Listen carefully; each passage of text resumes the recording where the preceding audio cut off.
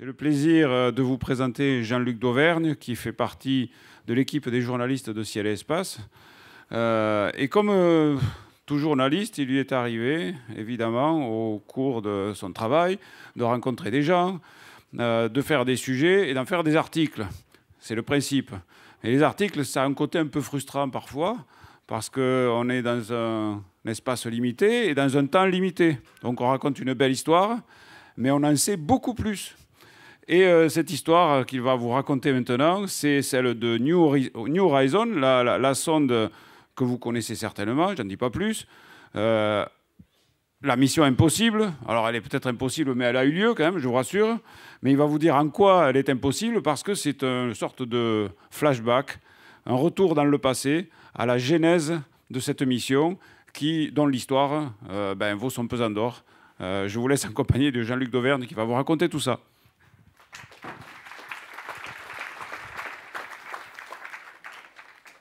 Bonjour à tous et merci. Alors, je vais commencer par spoiler. Si vous savez absolument rien de l'exploration de Pluton, vous pouvez vous fermer les yeux, vous boucher les oreilles sur les 2-3 slides qui viennent. L'exploration de Pluton, elle a eu lieu donc avec cette mission New Horizon. Donc, j'avais eu la chance pour Ciel et Espace d'aller sur place à l'université Johns Hopkins au moment du survol avec ici Alan Stern, qui est le responsable de la mission New Horizon. Donc c'était un moment évidemment très très fort et quelque part c'était la dernière grande première dans l'histoire de l'exploration de l'humanité. Il va se passer du temps avant qu'on fasse une première aussi remarquable que celle-là. En fait, on a été un peu au bout là, du système solaire. Le fond des océans s'est fait, etc. Donc, c'était un peu le dernier monde à explorer. Il y en a encore au-delà, mais il va falloir du temps avant d'y aller. Alors, avant de revenir à la genèse de la mission New Horizon, en fait, cette mission, elle a eu un peu la poisse, et elle a eu la poisse jusqu'au bout. Donc, je vais presque commencer par la fin. Vous pouvez aller voir, si vous parlez anglais, cette conférence de Carly Howett, qui est l'une des scientifiques impliquées sur la mission New Horizon. C'est aussi elle qui porte les projets futurs d'exploration de Pluton. Elle a fait une conférence TEDx qui est assez intéressante à voir. Et en fait, elle commence sa conférence comme ça en disant quelle est la pire chose que peut vous montrer un vaisseau lorsqu'il est à 5 milliards de kilomètres de la Terre. Et elle continue en disant, d'après mon expérience, c'est ça. Le blue screen of death, l'écran bleu de la mort. Bon, après, elle précise, sauf que dans New Horizon, c'était pas Windows, donc c'est pas exactement cet écran bleu qui a été montré par la sonde, mais en tout cas, c'est ce qui s'est passé à 10 jours du survol de la planète. L'ordinateur a envoyé un message d'erreur. Et ça, c'est vraiment la catastrophe, en fait. Parce qu'on est loin de la Terre, et en fait, si on veut envoyer un signal vers la sonde, il faut 4h30, et il faut 4h30 pour avoir le signal de retour. À 10 jours du survol, la sonde était capable déjà de résoudre la planète, donc elle commençait à acquérir des données. Et du coup, ce qu'ils ont fait, déjà, les gens qui étaient un peu en week-end ont tous débarqué à l'université Johns Hopkins en tongs, en torches, en short, pardon. Ils ont installé des lits de camp dans les couloirs et ils sont mis à travailler d'arrache-pied à rétablir la sonde. Et ce qui les a sauvés, heureusement, c'est qu'ils ont un modèle de la sonde au sol, une réplique de la sonde, qui leur a permis de simuler ce qui s'était passé. Il y a eu simplement une surcharge de calcul dans l'ordinateur qui a reçu trop d'ordres à un moment, en fait quelque chose d'assez anodin. Il faut savoir quand même que cette éventualité de plantage de l'ordinateur, ça avait été calculé avant l'envoi de la sonde. C'est quelque chose qui était prévu. Je ne me souviens plus du chiffre, mais c'est un truc qui devait arriver peut-être une fois par siècle. C'est arrivé 10 jours avant le survol, quoi. C'est vraiment, vraiment pas de chance. En tout cas, ils ont été incroyables. En fait, en l'espace de 3-4 jours, ils ont été capables de rétablir la sonde. Donc, il y a eu quelques données perdues. Mais en tout cas l'essentiel, il y a eu très peu de choses perdues, mais il s'est fallu de peu, en fait, pour que ce soit un échec. Et pour montrer qu'en fait, la genèse de cette sonde, je vais vous la raconter, vous allez voir que c'est rocambolesque, mais en fait, dans le spatial, jusqu'au dernier moment, jamais n'est rien acquis. Alors, quand on parle de l'exploration de Pluton, en fait, c'est intéressant de rappeler que tout commence il y a très très longtemps. En fait, dans les années 70, il y a eu cette couverture du National Geographic qui parlait de l'idée de faire un grand tour du système solaire. En fait, il s'est trouvé par hasard qu'une fois tous les 176 ans, les planètes sont à peu près bien alignées pour aller faire une exploration de Jupiter jusqu'à Pluton avec un nombre limité de sondes. Ce qui était imaginé au départ, c'est d'avoir 4 sondes. Après, il y a eu des manques de crédit et ce projet d'envoyer 4 sondes vers l'extérieur du système solaire s'est transformé dans le projet Voyager. Donc Voyager, il y a eu Voyager 1 et Voyager 2. Et on a eu ces 2 sondes qui sont parties. Et en fait, l'une, on le sait, est partie explorer Uranus et Neptune. Alors celle-là, pour le coup, n'était pas sur la bonne trajectoire pour aller explorer Pluton derrière. Et l'autre, Voyager 1, avait la possibilité d'aller vers Pluton. Seulement, il faut se replacer dans le contexte des années 70. En fait, dans les années 70, on savait franchement rien sur Pluton. On ne savait même pas qu'il y avait un gros satellite Charon autour. On ne savait pas qu'il y avait une atmosphère. En revanche, on avait déjà des observations qui montraient qu'il y avait une atmosphère autour du satellite Titan de Saturne, qui est une sorte de terre mise au congélateur avec beaucoup d'azote, des hydrocarbures, un peu un système qui ressemble au nôtre. Donc, il y avait un intérêt fort pour Titan.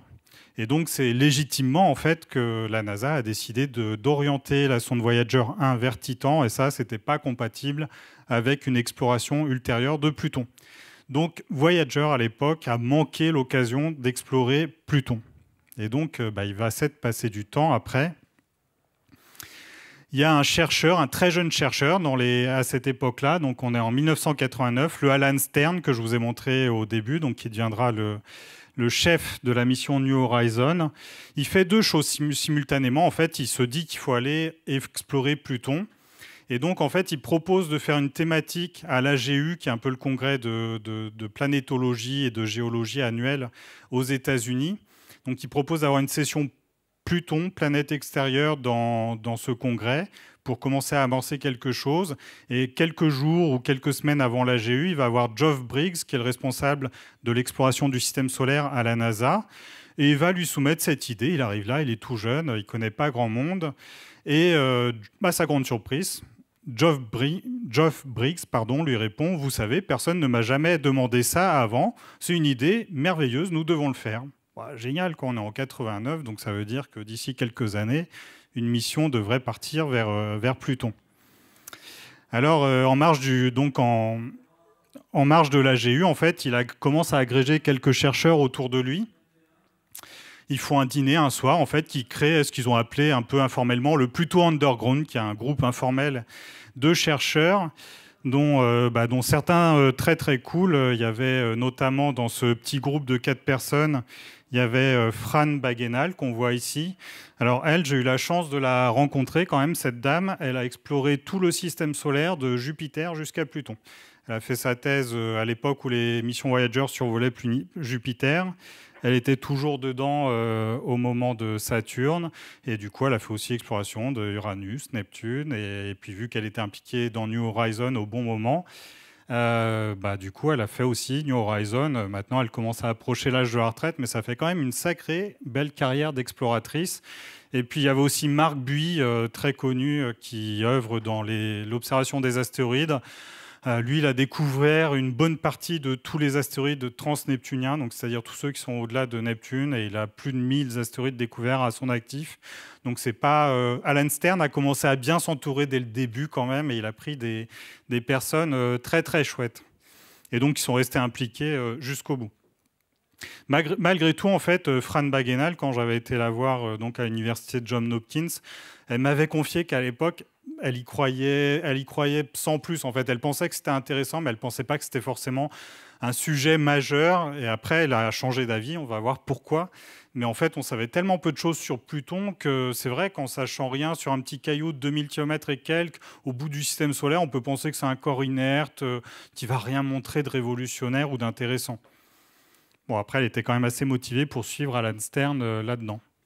Alors, juste en termes de contexte, à la même époque, on a eu un président pas forcément le meilleur pour l'exploration du système solaire ici, le père de cet autre président à droite, qui va s'illustrer un peu plus tard.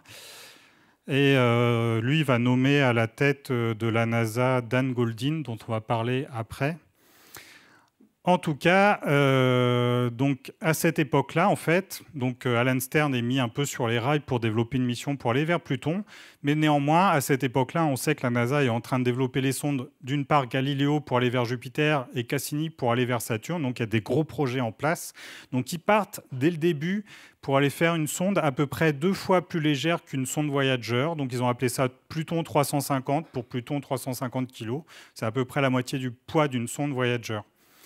À cette époque-là aussi, Geoff Briggs, que j'ai évoqué tout à l'heure, est remplacé par Wes Huntress, qui va être un bon avocat de l'exploration de Pluton. Et il crée un groupe, en fait, un groupe un groupe formel de la NASA, ce groupe-là, le OPSWG, donc pour les planètes extérieures, pour l'exploration des planètes extérieures. Alors, en fait, à la NASA, en permanence, il y a des crédits débloqués pour faire des études de faisabilité de missions spatiales. Mais ces études de faisabilité, ça ne veut pas dire qu'on va construire la sonde. Et pour obtenir le feu vert, pour fabriquer une sonde, il faut avoir une approbation appelée nouveau départ à l'époque. Ils n'en étaient pas là du tout. Alors, dans ce contexte-là, en fait, la NASA se cherchait un peu à cette époque-là. Après la grande réussite des missions Voyager, on se demandait un peu ce qu'on voulait faire après. Et en fait, il y avait un peu 2 écoles différentes. Il y avait des gens qui pensaient qu'il fallait, plutôt que de réinventer la roue à chaque fois, créer une base de sondes qui s'est appelée le concept Mariner Mark II, donc dans la suite des sondes Mariner, qui ont été envoyées dans différentes directions du système solaire. Et donc d'avoir une plateforme sur laquelle on va mettre des instruments spécifiques pour explorer chaque nouvelle cible. Donc c'est une plateforme, l'idée c'est de faire une plateforme lourde, mais polyvalente. De l'autre côté, et c'était plutôt l'avis de Wes Huntress, il y avait la volonté de faire plutôt des sondes, au contraire, plus légères, plus agiles, on dirait, aujourd'hui.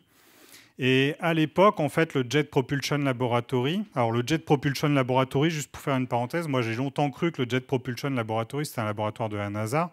Mais en fait, aux États-Unis, beaucoup de choses fonctionnent avec une gestion privée. En fait, le Jet Propulsion Laboratory, c'est une entité privée. Et ça a son importance pour la suite de cette histoire. Donc, en tout cas, le Jet Propulsion Laboratory, donc ce laboratoire privé, s'était vu confier l'exploration du système solaire. Le Jet Propulsion Laboratory s'est vu confier toutes les grandes missions, Voyager, etc. Eux étaient plutôt en faveur de ce concept de Mariner Mark II. Donc, en fait, Wes Huntress dit au groupe Outer Planet Science Working Group d'aller plutôt dans cette direction. Et en fait, comme ça, pendant 1 an, ils vont travailler sur le développement d'une grosse sonde pour aller explorer Pluton. Sauf que, arriver au bout de ça, évidemment, envoyer une sonde vers Pluton, c'est coûteux, il faut une grosse fusée, etc. Arrivé au bout de ce processus, ils ont fait leur mission sapin de Noël, un peu, où ils font ce qu'ils veulent. Ils peuvent emporter beaucoup de poids, mais ils se rendent compte que ça va coûter 2 milliards de dollars. Ça, pour une sonde d'exploration, c'est un peu le double de ce qui se pratique d'habitude. Donc, c'est vraiment trop cher. Et en fait, là, c'est le premier écueil qu'ils rencontrent. Ils commencent à perdre du temps, en fait, à aller dans une mauvaise direction. En 1992, donc j'ai évoqué tout à l'heure Dan Goldin, qui va être administrateur de la NASA pendant assez longtemps, de 1992 à 2001. Donc, il est nommé par George Bush père. Et donc, c'est lui qui va imprimer sa doctrine à la NASA dans les années qui viennent. Et c'est notamment, il s'est rendu célèbre pour le Better, Faster, Cheaper. Alors, pour le Faster, Cheaper, ils ont réussi, mais pour le Better, pas forcément. Ça a fini avec un crash de sonde sur Mars. Mais en tout cas, il avait cet état d'esprit, ce qui est assez important pour la suite. En 1991, le Bureau des postes des États-Unis édite une série de timbres avec toutes les planètes et avec marqué Saturne, voilà, elle a été explorée, Jupiter, elle a été explorée, Uranus a été explorée, etc. Et ils ont fait un timbre pour Pluton, marqué Not Yet Explored. Et ça, en fait, ça a donné envie à 2 chercheurs du Jet Propulsion Laboratory, Rob Steele, qui est un personnage un peu étonnant, on va le voir pourquoi, et Stacy Weinstein. Ils se lancent dans l'idée de développer une sonde minuscule. Alors aujourd'hui, on est dans la miniaturisation, on a tous des ordinateurs dans notre poche avec nos smartphones, mais je pense que même en 2020, ça semblerait un peu débile d'avoir un projet d'exploration à l'autre bout du système solaire avec une sonde de 35 kg. C'est pourtant ce qu'il propose. Il propose ça. Alors, c'est pas forcément évident de vendre ce projet-là. Et Alan Stern, clairement, est réticent à ce projet-là. Donc, en fait, ils prennent leur distance par rapport à ce duo de chercheurs du Jet Propulsion Laboratory. Ils ne s'associent pas à ce projet-là. Et en fait, Rob Steele va passer en force. À cette époque-là, en fait, il y avait une statuette de l'Académie des Oscars, je crois, qui avait voyagé avec une navette spatiale. Et en fait, il y avait une cérémonie au cours de laquelle Dan Goldin devait aller remettre la statuette qui avait volé dans l'espace à l'Académie des Oscars. Et Rob Steele avait une amie qui était dans le milieu du cinéma. Il fait en sorte de se faire inviter dans cette cérémonie. Et de façon un peu à la hussarde et de façon informelle, en fait, il va rencontrer frontalement Dan Goldin et il lui soumet son idée de faire une sonde de 35 kg qui irait explorer Pluton. Et donc, Dan Goldin, qui a en tête sa doctrine de better, faster, cheaper, il dit youpi, ouais, allez-y, on vous donne de l'argent pour ça, allez-y, travaillez sur le développement de ce concept-là. Sauf que, évidemment, les deux chercheurs, en travaillant là-dessus, se rendent compte qu'évidemment, il n'est pas possible de faire une sonde de 35 kg. Donc, ils développent un concept qui, au final, devrait plutôt faire dans les 100 kg et avec très peu d'instruments. Et en fait, sur ces 100 kg, il n'y a pas de redondance. Pour les gens qui ont travaillé dans le spatial, c'est une totale hérésie. Dans le spatial, il y a tout un tas de vulnérabilités au milieu interplanétaire, les vibrations au moment du lancement, etc. Et puis les éventuelles erreurs d'assemblage, de vieillissement des composants. Il peut se passer plein de trucs. Donc, il faut de la redondance. Donc, ils sont contraints de revoir leur copie. Et donc, ils font une nouvelle proposition. On est passé à 164 kg. Et ils ont toujours très peu d'instruments. Donc à ce moment-là, en fait, ils passent un peu pour des guignols, on va dire. Et leur projet est un peu, il est un peu retoqué. Et puis en fait, avec ces 164 kilos, quand même, on se rapproche plus de l'idée de départ qui était de faire une sonde de 350 kilos en ordre de grandeur. On est vraiment loin des 35 kilos de départ. Alors, à cette époque-là aussi, administration Bush oblige, le budget de la NASA n'a pas les augmentations attendues, donc Wes Huntress n'a pas les coudées franches pour débloquer tous les crédits qu'il voudrait pour faire l'exploration de Pluton. À la même époque, il y a l'échec d'une première sonde américaine sur Mars, Mars Observer, donc c'est un peu une période un peu difficile pour la NASA. Et donc, Dan Goldin, à l'époque, politiquement, il ne peut pas vraiment afficher qu'ils vont arrêter d'explorer, d'aller dans le sens de l'exploration de Pluton, mais en fait, il fait une injonction impossible à Alan Stern. Il lui dit j'ai des nouveaux programmes à financer, notamment vers Mars. Et moi, je suis OK pour faire votre sonde, mais si elle tient dans une enveloppe budgétaire de 400 millions de dollars. Ça peut paraître beaucoup, mais il précise 400 millions de dollars, lancement inclus. 400 milliards, c'est à peu près 400 millions, pardon, c'est à peu près le coût d'un lancement pour une sonde comme ça interplanétaire qui doit aller à l'autre bout du système solaire. Enfin, pour faire une mission comme ça, clairement, il faut en ordre de grandeur plutôt 1 milliard que 400 millions. Mais Alan Stern est obstiné, quoi. Enfin, là, pour arriver de toute façon à obtenir des résultats dans ce domaine-là, il faut avoir une idée fixe en tête. Donc, Alan Stern ne se déboulonne pas.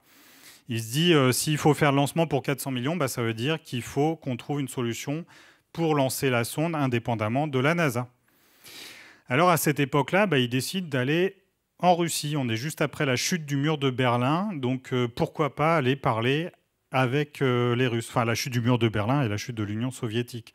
C'est un peu la fin de la guerre froide, même si elle a l'air de reprendre en ce moment. Il y a eu une période de détente, en tout cas, à cette époque-là. Alors, il fait ça de sa propre initiative. Wes Huntress, quand même, était au courant. Il lui a déconseillé de le faire. Mais Alan Stern, motivé, part à Moscou. Il va rencontrer l'homologue un peu de Wes Huntress à Moscou, qui est Alek Galev. À l'issue de la première journée de rendez-vous, Alek Galev n'est pas emballé et lui dit « Non, ça ne m'intéresse pas ». Alan Stern y retourne quand même le lendemain. Et là, Alec Galev lui dit « Nous avons une nouvelle proposition. Votre vaisseau pourrait porter une sonde russe qui se séparerait pour rentrer dans l'atmosphère de Pluton avec un spectromètre de masse avant de se cracher à la surface. Et puis vous continueriez avec votre sonde.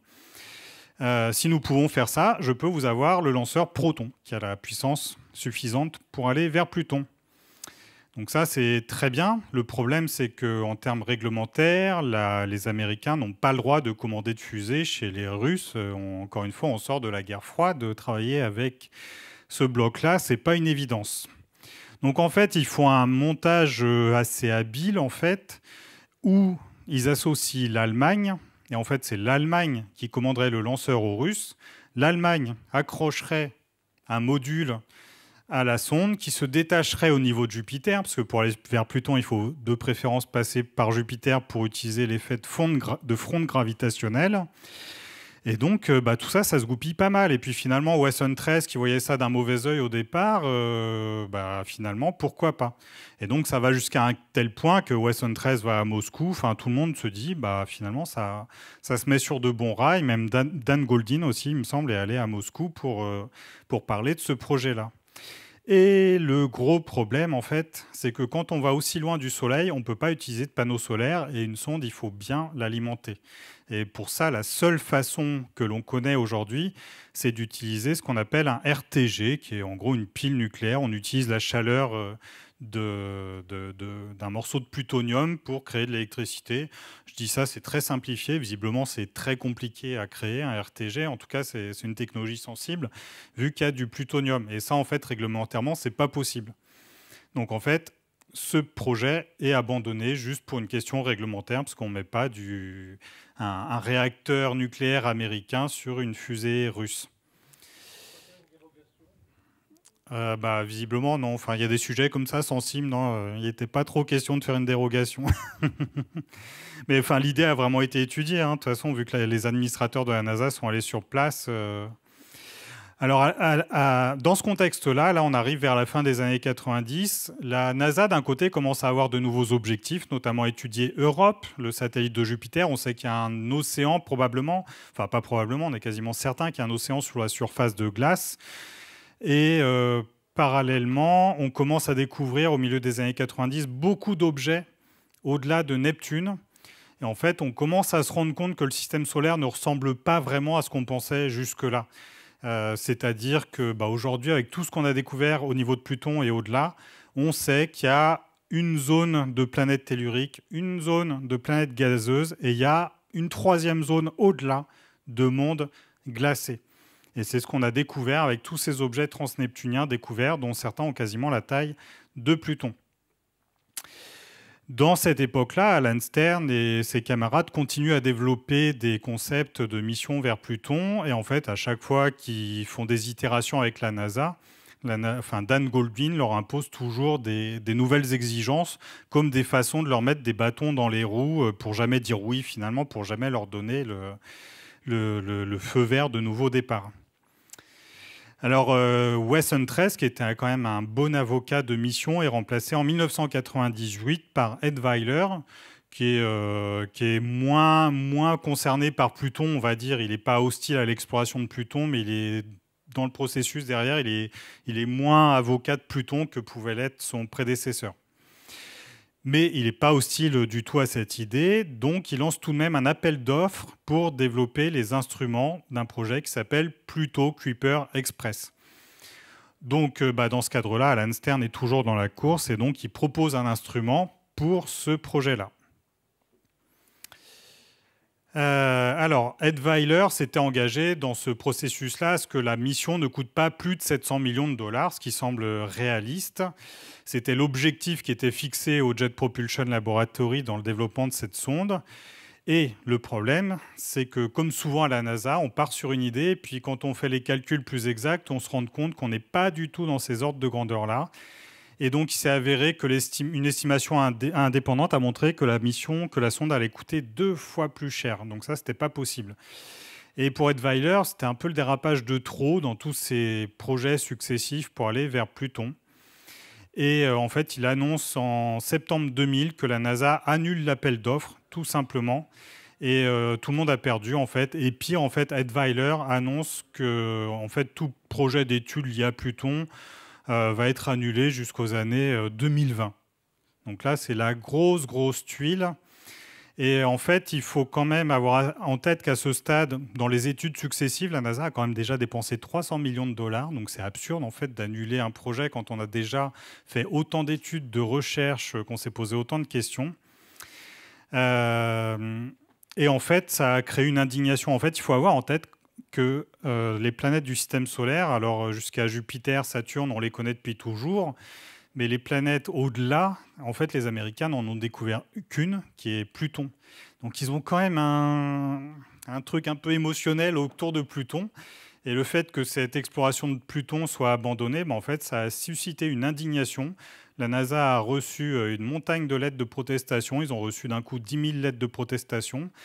Et il y a un jeune blogueur de 17 ans qui a fait du forcing. En fait, il a créé un site web de protestation qui a été très repris par des médias, qui a fait un buzz avant l'époque du buzz.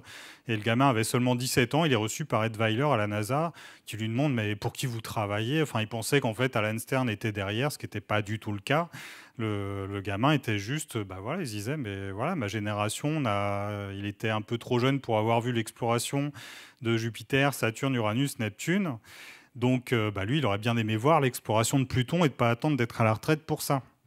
Il y a un autre problème majeur, là, pour le coup, c'est qu'en fait, il fallait le temps pressé en fait, pour explorer Pluton. Il y a plusieurs problèmes. L'un des problèmes, c'est que l'axe de rotation de Pluton est très incliné. Et en fait, plus on attend, et plus un éventuel survol de Pluton n'aurait vu qu'un seul hémisphère de Pluton. Ça, premier problème. Le deuxième problème, c'est qu'on sait, là, à cette époque-là, on commençait à savoir qu'il y avait une atmosphère autour de Pluton, mais Pluton a une orbite très elliptique. Et en fait, à cette époque-là, Pluton était en train de s'éloigner du Soleil, ce qui veut dire que plus on attend, plus le voyage allait être long. Et aussi, avec les connaissances de l'époque, on pensait que d'ici 2010 à 2020, l'atmosphère allait se recondenser au sol, disparaître. Alors que s'il y a une atmosphère autour de Pluton, si on va là-bas, autant voir cette atmosphère. Donc il y avait une urgence par rapport à ça. Et puis l'autre truc important, en fait, c'est que les opportunités pour profiter de l'assistance gravitationnelle de Jupiter, il n'y en a pas tant que ça. Et il y en avait notamment une en 2002, une autre en 2006. Donc il y a toutes ces raisons qui faisaient qu'il y avait vraiment urgence. Donc entre toutes ces raisons et les protestations qu'il y a eu, en fait, un mois après l'annulation du projet Pluto Kuiper Express, ce sujet a été mis en tête de l'ordre du jour du Solar System Exploration Subcommittee à la NASA. Donc, c'est une réunion importante pour parler de tous ces sujets-là. Et en fait, en discutant tranquillement, ils se rendent compte que l'envol des coûts qui avait été estimé pour le projet PKE, il était lié au fait que le Jet Propulsion Laboratory avait tenu compte du fait qu'il allait falloir passer près de Jupiter. Jupiter, il y a une grosse ceinture de radiation. Et en fait, ils avaient blindé la sonde autant que pour les missions Voyager. Sauf que là, ils allaient quand même passer plus loin que Jupiter. Et c'est Alan Stern qui a mis le doigt sur le fait qu'en fait, on pouvait moins blinder la sonde. Donc faire une sonde plus légère, moins coûteuse, etc. Donc ça montrait qu'en fait, il aurait été possible de faire une proposition viable. Et Ed Weiler, était encore une fois pas totalement hostile à tous ces projets-là, et donc il a voulu avoir un avis indépendant. Et là, il s'est rapproché de Tom Crimigis, qui est directeur de sciences du laboratoire Applied Physics Laboratory, qui est un laboratoire de l'université Johns Hopkins, dans le Maryland, non loin de Washington. Et donc celui-ci lui a fait une évaluation indépendante, vraiment totalement indépendante, parce que ce laboratoire a fait quelques satellites militaires, etc. Mais à l'époque, ils n'étaient pas du tout dans la course des sondes d'exploration du système solaire. Et donc lui, il lui a assuré qu'il était possible de faire une mission respectueuse du budget dans un temps record. Et donc Ed Weiler lui a recommandé de faire une étude succincte quand même pour étayer ça. Et au bout de 10 jours de travail, donc fin 2000, Tom Crimigis a rendu son rapport à Ed Weiler et ça l'a convaincu pour changer d'avis. Et que donc il était possible de faire ça. Alors, à partir de là, en fait, c'est un appel d'offres qui s'ouvre, puisqu'on a vu que l'expérience avec le Jet Propulsion Laboratory n'était pas concluante. Donc, Ed Weiler ouvre un appel d'offres, ouvert à tout le monde, pour proposer des missions d'exploration de Pluton. Et sans surprise, Alan Stern, à ce moment-là, reçoit le coup de fil de quelqu'un qui lui dit « Vous avez gagné la bataille, ça va redémarrer », mais il lui dit « ça va devenir votre pire cauchemar, en fait ». Parce qu'ils savent qu'il y a ces contraintes de temps, et développer, là on est déjà en 2000, développer pour partir en 2002 ou en 2006, ça paraît très très court pour développer une mission comme ça.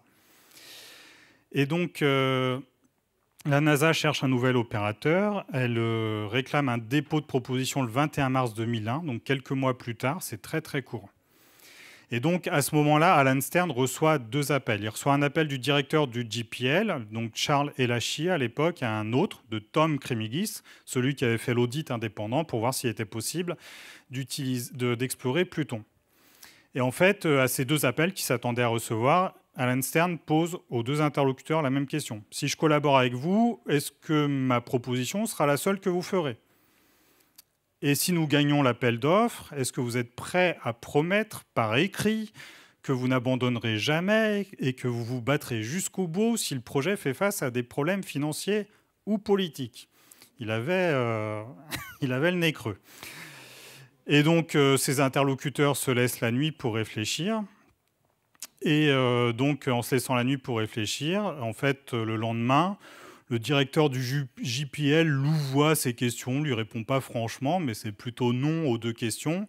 Et au contraire, Tom Cremigis, pour l'université de Johns Hopkins, lui fait un grand oui aux 2 questions. Donc, ce serait la seule personne à porter un projet et il serait défendu jusqu'au bout.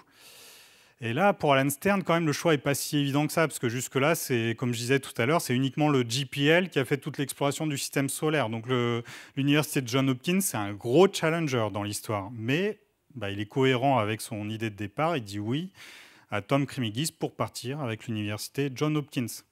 Et donc là, il commence à s'entourer d'une équipe de choc. Donc à gauche, Alice Baumann. Cette femme-là, si quelqu'un un jour vous fait des remarques très intelligentes sur les femmes au volant, vous pouvez leur parler d'Alice Baumann. Cette dame charmante et brillante a piloté une sonde de la Terre jusqu'à Pluton, donc les femmes au volant. Ils se sont mis avec aussi Glenn Fontaine, qui était un peu à l'âge de la retraite au moment du survol de Pluton, mais qui est un brillant ingénieur de l'université de Johns Hopkins. Et Leslie Young, qui est une postdoc à l'époque, pleine d'énergie, et puis voilà, comme un jeune qui débute, qui était vraiment prête à s'investir corps et âme, nuit et jour, pour pousser ce projet d'exploration de Pluton. Et donc, le projet vient dans l'escarcelle de l'université Johns Hopkins. Ça ne s'appelait pas du tout au Jet Propulsion Laboratory. Donc, début 2001, alors que la compétition était bien avancée, on a la nouvelle administration Bush qui dévoile son budget fédéral. Et en fait, bien qu'on soit dans un processus de compétition, en fait, ils annoncent que l'appel d'offres est annulé. En fait, il n'y a pas de nouveau départ pour une mission vers Pluton. Par contre, l'administration Bush accorde un nouveau départ pour une mission d'exploration vers Europe, opérée par le JPL.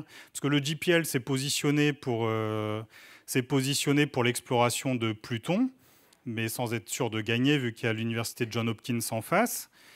Et donc, ils ont poussé leur projet politiquement pour avoir l'exploration d'Europe. Comme ça, ils sont sûrs de l'emporter, parce que ça, c'est un projet qu'eux-mêmes portent à l'origine.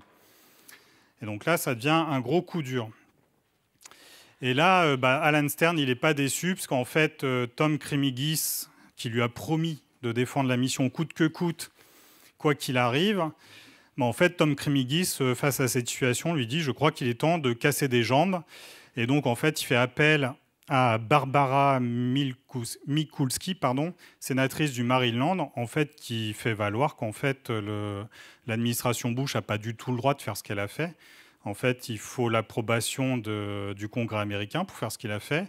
Et donc, la compétition repart, en fait, parce que l'administration n'avait juste pas le droit de faire ce qu'elle a fait.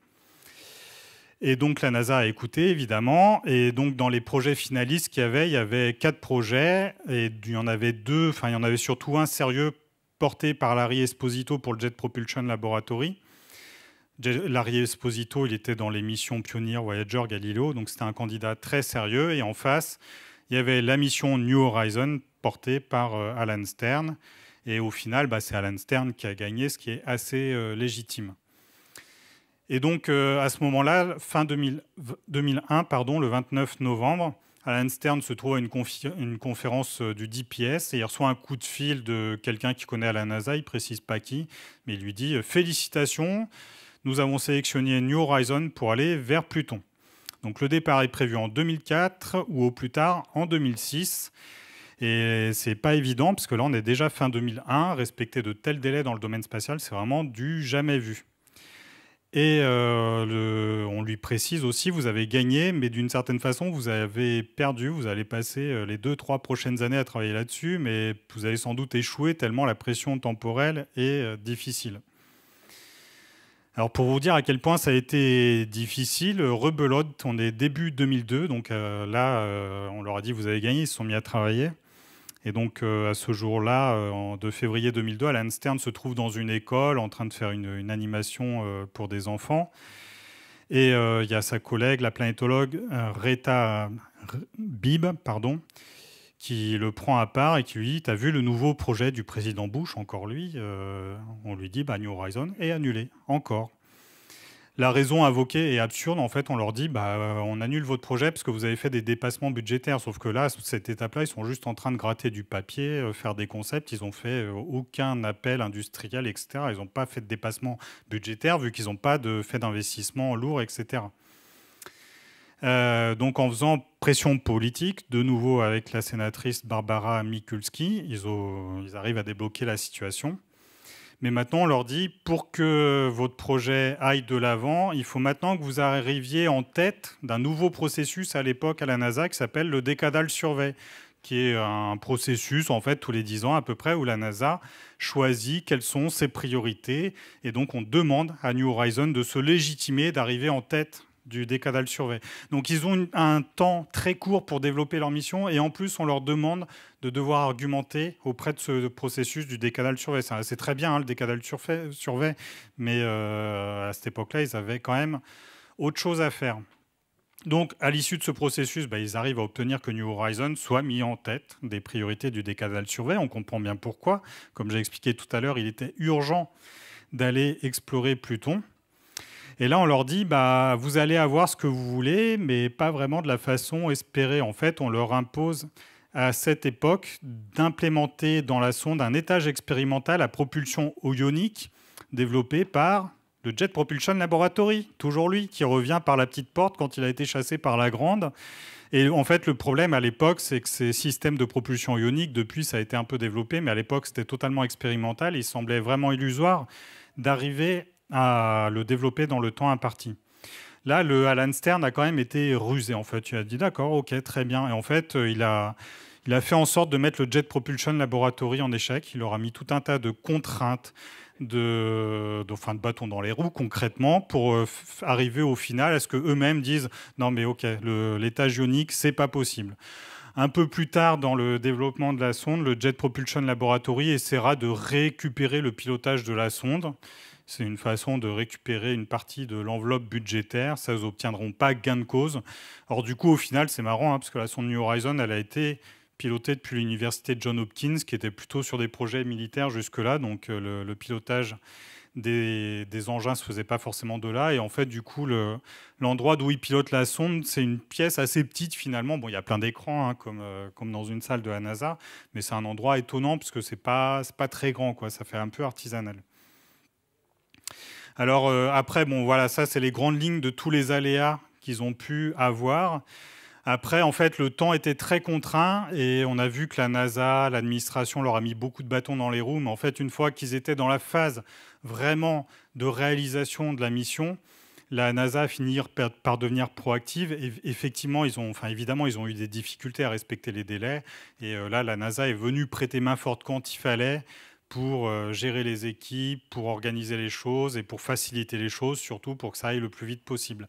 Dans les choses très difficiles, c'est que quand vous emportez du plutonium dans une sonde, il y a une quantité de démarches et de paperasse à faire considérable. Donc l'une des difficultés qu'ils ont eues aussi, quasiment jusqu'au dernier moment, c'est d'avoir toute la paperasse et les autorisations nécessaires pour pouvoir mettre le plutonium dans leur sonde. Donc je passe en détail là-dessus. En fait, pour vous raconter ça, je me base sur le livre d'Alan Stern et de David Grinspoon qui racontent toute cette histoire. Et ce que je vous ai raconté, ça raconte que la moitié de ce livre. Donc après, il y a toute l'autre moitié, c'est vraiment la construction de la sonde, etc. C'est assez rocambolesque, mais c'est pas aussi kafkaïen que l'histoire jusqu'au moment du lancement. En tout cas, voilà. Donc le 19 janvier 2006, New Horizons part enfin. Alors pour dire quand même que Pluton a la poisse quand même un peu, quelques mois plus tard, au mois de juillet-août 2006, l'AGU se rassemble et décide de statuer sur Pluton. En fait, donc c'est vraiment très bizarre ça, parce que quand même se dire, alors la question c'est est-ce que Pluton est une planète? La question est totalement légitime. À cette époque-là, on a découvert donc tout un tas d'objets transneptuniens, dont Eris, dont la taille précise n'était pas connue à cette époque-là, mais dans les barres d'erreur, Eris fait la même taille que Pluton. Aujourd'hui, on sait qu'à quelques kilomètres près, Eris est un peu plus petite que Pluton, mais du coup, ça pose question. On a dit que Pluton est une planète. Dans ce cas, il faudrait aussi dire qu'Eris est une planète, si on est cohérent. Et puis peut-être certains autres objets qu'on sait avoir une forme sphérique, etc. Donc, qu'est-ce qu'on fait? Alors, au mois de juillet, il y a tout un tas de gens, dont notre regretté André Breuil, qui ont travaillé à l'Observatoire de Paris, à faire une proposition raisonnable à l'AGU, qui était de faire une catégorie d'objets plutonoïdes, je crois, ou plutoïdes, je ne sais plus comment ils l'ont nommé. Et alors, à l'AGU, ça a été le festival du grand n'importe quoi. En fait, il y a eu plein de divergences dans tous les sens.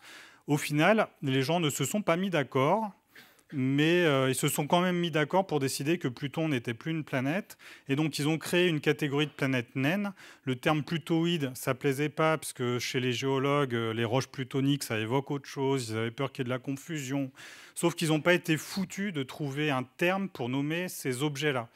Donc, ils sont restés sur le terme provisoire, supposé être provisoire, de planète naine. Et la définition d'une planète naine, c'est qu'une planète naine n'est pas une planète. Ça n'a aucun sens. Une planète géante, une planète gazeuse, c'est une planète. Là, non, une planète naine, ce n'est pas une planète. Ça n'a vraiment aucun sens.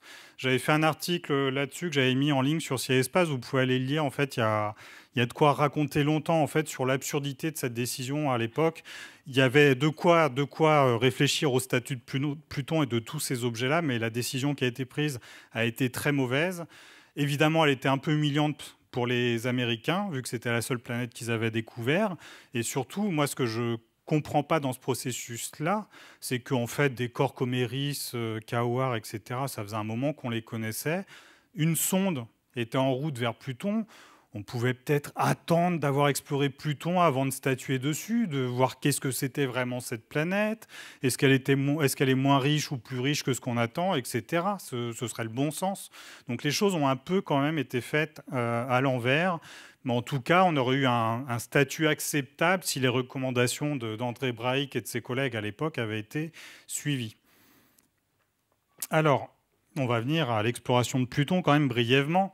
Ce n'est pas l'essentiel de mon propos, mais voilà à quoi ressemblait Pluton jusqu'au 14 juillet 2015.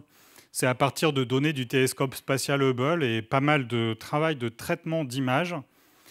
Et puis, à l'université Johns Hopkins, c'était un peu l'effervescence au moment du survol. Ça, c'est des photos qui ont été prises. On retrouve Alan Stern ici, qui découvre les premières photos de Pluton. Et on peut voir qu'il est un peu étonné. Et voilà pourquoi. En fait, cette grosse zone claire, c'est devenu un peu le tombeau Regio, là, avec sa forme de cœur iconique. Et en fait, les images révélées par New Horizons ont été, on peut dire, bouleversantes. C'est juste incroyable, quoi. C'est un monde d'une complexité que personne n'avait soupçonné. Alors les gens bien avisés, les chercheurs dans le domaine, en fait, ils savaient qu'il y avait cette zone claire de tombeau Regio et une zone aussi claire que ça dans le système solaire. Ça veut dire que c'est une surface a priori qui est récente, parce qu'on a des hydrocarbures, c'est décomposé. Quand on les laisse vieillir dans le temps, en fait, ça prend ce genre de teinte. Donc on savait déjà qu'il y avait une zone claire, ce qui laissait entendre qu'il y avait une géologie active. On savait qu'il y avait une atmosphère, mais quand même. L'atmosphère, elle est complètement dingue. Là, c'est une vue quasiment à contre-jour de Pluton, où on voit cette atmosphère stratifiée. Et on a découvert à la surface une géologie des glaces complètement incroyable.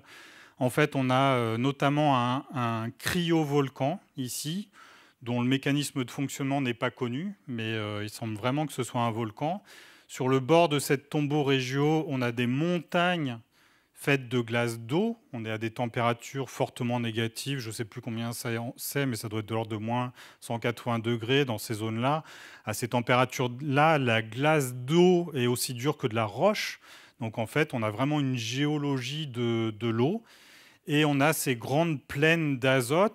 À ces températures-là, l'azote a tendance à se comporter un peu comme les glaciers sur Terre. Elle est malléable, elle est souple. Et en fait, sur cette grande plaine de Tombeau-Région, on a un phénomène de convection alimenté par la radioactivité à l'intérieur de la planète. Et donc, on a des plaques comme ça qui bougent par convection. Et on retrouve les limites de convection de chaque morceau, avec des fois des blocs de glace d'eau bloqués entre deux plaques, parce que l'eau est un peu moins dense que l'azote, et donc les blocs d'eau restent en suspension à la surface des glaciers. Enfin bon, bref, là je pourrais en parler pendant des heures, c'était pas mon propos, mais en tout cas on a découvert un monde incroyable. Donc au final, si on résume, on a un genre de planète double avec le satellite Charon, on a 3 ou 4 autres satellites plus petits, on a une atmosphère, on a une géologie très active, on a des dunes, des montagnes d'eau, etc., etc. On a un monde vraiment avec une diversité, une beauté géologique quand même relativement insoupçonnée. Il faut savoir que Eris, que j'ai évoqué tout à l'heure, est un corps très clair. C'est un corps qui a l'albédo le plus clair connu dans le système solaire, il me semble. On est au-delà de 90%. Donc on sait d'ores et déjà que Eris est un objet avec une géologie active, donc qui mériterait d'être exploré comme Pluton. Évidemment, c'est difficile parce que c'est plus loin que Pluton. À l'issue de l'exploration de Pluton, suite à ce succès, là, on voit Charon aussi. Là, il y a moins de choses à dire. Enfin, c'est un bel objet aussi, mais il y a la géologie un peu moins active, ce qui est normal. L'objet est plus petit, donc il n'y a pas de source de chaleur interne. Mais à l'issue de l'exploration de Pluton, ils ont tellement Alice Bowman, la fameuse, la pilote de la sonde, là, celle qui conduit bien, elle a tellement bien conduit la sonde qu'il restait plein de carburant. Donc après, ils ont cherché, avant même de survoler Pluton, ils ont cherché une nouvelle cible à explorer. Et ça a été donc Ultima Thule, cet objet qui a d'abord été nommé Ultima Thule de façon informelle et qui a été renommé Arrokoth. Et donc celui-ci a été survolé le 1er janvier 2019. J'avais eu la chance là encore d'être au moment du survol avec eux. C'était un moment un peu bizarre. Là, on a fait un réveillon comme ça à attendre les données de la sonde du survol. Il y a Brian May qui était venu là, qui est passionné d'astrophysique. Donc ça faisait... Mais c'était une ambiance bizarre parce qu'on était sous le président Trump, on était en plein shutdown, donc la NASA était même pas là en fait, tous les communicants de la NASA étaient pas là, donc c'était un peu bizarre. Je m'étais retrouvé avec une demi-journée libre à Washington, on ne pouvait rien faire, tout était fermé, tous les musées qu'il y a autour de la Maison Blanche, etc. Il y a plein de trucs chouettes à faire que j'ai pas pu faire. Mais donc voilà, en fait, il y a eu cet objet qui a été observé et qui est aussi un objet incroyable. En fait, ça, c'est vraiment une brique élémentaire d'une protoplanète en fait dans cette zone-là du système solaire. Quand il y a eu la migration de Jupiter, des planètes géantes, en fait, ça a fait le ménage de cette zone-là. À l'époque, il y avait plusieurs centaines de fois l'équivalent de Pluton dans cette zone-là du système solaire. La migration des planètes géantes a fait un jeu de boules de billard là-dedans. Ça a évacué presque tous les objets, sauf certains qui restent comme celui-ci. Et donc, il y a eu très peu de collisions par la suite. Donc là, on voit vraiment une brique élémentaire du système solaire qui est restée relativement intacte avec quasiment pas de collision. Là, on voit une dépression sans doute liée à un impact. On voit quelques petits cratères, mais la surface est globalement très lisse. Et donc, ça a été un beau prolongement de la mission New Horizons. New Horizons, c'est pas fini. La sonde peut continuer à servir à observer des objets transneptuniens. En fait, c'est intéressant, si on prend un transneptunien donné, si on l'observe depuis le sol, depuis la Terre et depuis New Horizons, on n'a pas le même angle de vue sur l'objet. Et ça permet de donner tout un tas d'informations sur son volume, sur son albédo, etc. Enfin, c'est assez riche d'enseignements. Et New Horizons continue à chercher une nouvelle cible pour un éventuel survol comme Arrokoth. Il y a peu de chances qu'ils trouvent, parce qu'en fait, Arrokoth était à peu près dans la zone la plus dense de la ceinture de Kuiper. Suite au survol d'Arrokoth, il y a eu 20 mois, je crois, de téléchargement des données, parce qu'en fait, l'antenne sur New Horizons est assez petite et on est loin de la Terre. Le RTG, la pile nucléaire, avait déjà moins de puissance aussi pour transmettre les données. Donc le délai de transmission des données a été long. Et pendant ce temps-là, la sonde, en fait, l'idée, c'est aussi d'utiliser la sonde elle-même pour regarder devant et chercher s'il y a une cible qui se présente.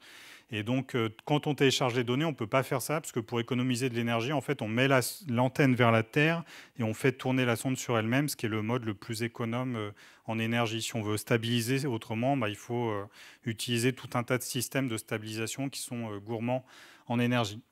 Donc pour l'instant, il n'y a pas de nouvelle CIM, mais ils cherchent et on peut toujours croiser les doigts, mais la sonde continue à faire de la science. Et puis son RTG va continuer à fonctionner jusqu'aux années 2030. Donc de toute façon, la sonde est là, elle a des instruments qui mesurent le champ magnétique, etc., les plasmas. Enfin, ça fait toujours un petit peu de science pour le système solaire. Et du coup, maintenant, l'enjeu surtout, c'est de retourner sur Pluton. Et là, c'est encore un peu page blanche pour savoir comment est-ce qu'on fait pour retourner sur Pluton, sachant que la stratégie classique de la NASA, c'est on survole, on y retourne, on se met en orbite, on y retourne, on se pose. Donc l'étape d'après, logique, ce serait plutôt de se mettre en orbite autour de Pluton. Mais ce n'est pas évident. New Horizons, c'est l'un des objets vraiment les plus rapides qu'on ait jamais envoyé. Une fois qu'on est arrivé au niveau de Pluton, on n'a rien pour se freiner. Et donc ça voudrait dire une sonde plus grosse qui emporterait le carburant nécessaire pour se freiner. Ce n'est pas évident du tout. L'une des idées qu'a Alan Stern, ce serait plutôt que de se poser sur Pluton, se poser sur Charon, parce que la gravité est plus faible, donc c'est un peu plus économe en énergie que de se poser sur Pluton. Ça permettrait d'avoir une base d'observation de Pluton fixe qui puisse être pérenne plus facilement que quelque chose qu'on mettrait en orbite. Enfin, en tout cas, ce qui est sûr, c'est que maintenant, il va falloir être patient pour la suite de l'exploration du système solaire, parce que tout ça, c'est drôlement loin.